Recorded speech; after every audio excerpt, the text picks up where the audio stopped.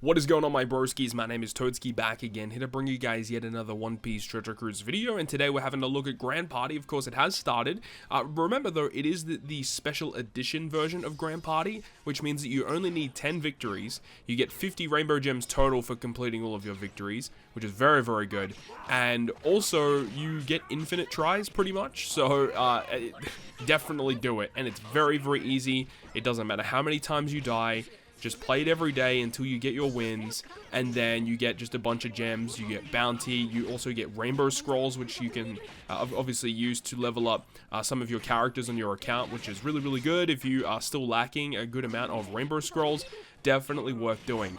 Just giving a brief overview in terms of what I'm running for this specific season so far is just going to be trying out this Ace and Whitebeard.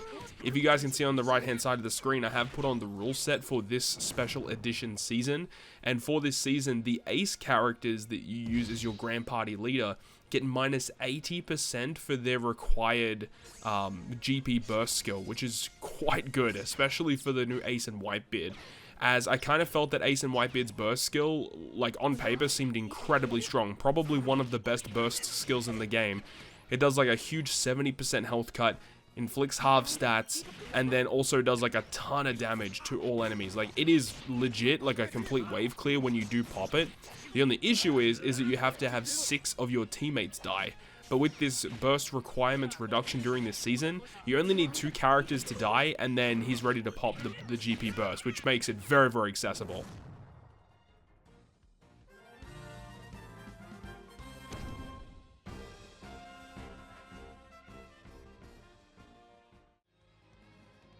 Now, if you do opt to use Ace and Whitebeard as your Grand Party leader, you want to be building some pretty specific teams. You want to be building, with them specifically, they are powerhouse and fighter focused. I definitely think fighter is a little bit weak in Rumble right now, so I opted to go down the powerhouse route. Unfortunately, I don't own Avalu Pizarro, who is free spirit and powerhouse focused, and that is like such a phenomenal character to have because he's a Rumble legend. He's only 20 cost.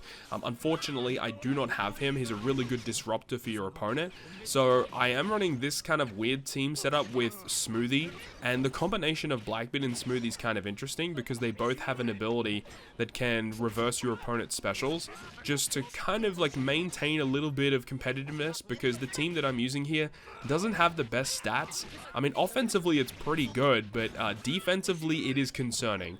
So that's the only thing that I was a little bit worried about with this team.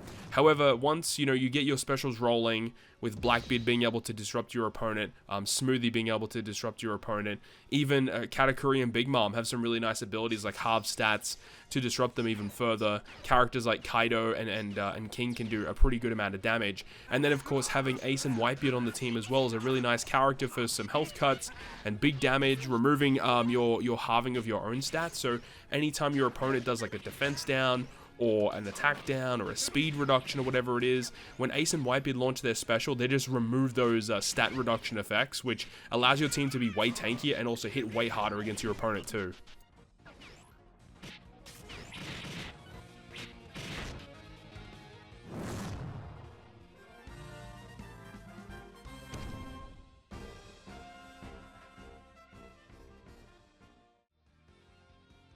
As for the other squads that I'm using for this season, we've got some pretty interesting ones. I was initially using a slasher team on the first clip, but I ended up switching it out for an int team, considering into this season will receive a natural level 3 special CT increase.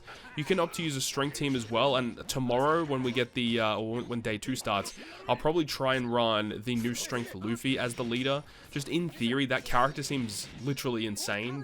It seems like a very, very easily accessible Grand Party burst skill, and it's a very powerful burst skill, and depending on how that goes, I might actually invest some level limit break wanted posters into that Luffy, just to make his Grand Party burst skill more potent, because on paper it does seem a little bit overtuned, but we'll have to wait and see exactly how that does occur. But because of this Ace massive reduction, I really wanted to see if the burst skill of this guy was as good as I thought it was going to be, and yeah, it definitely is. It's a phenomenal burst skill, but I do think in more natural Grand Party settings where he doesn't have the requirement reduction, it's probably not going to be that good, just because the requirement is so high. Having to wait for 6 characters to die before you can use it is a little harsh, but when you do use it, it just goes absolutely crazy.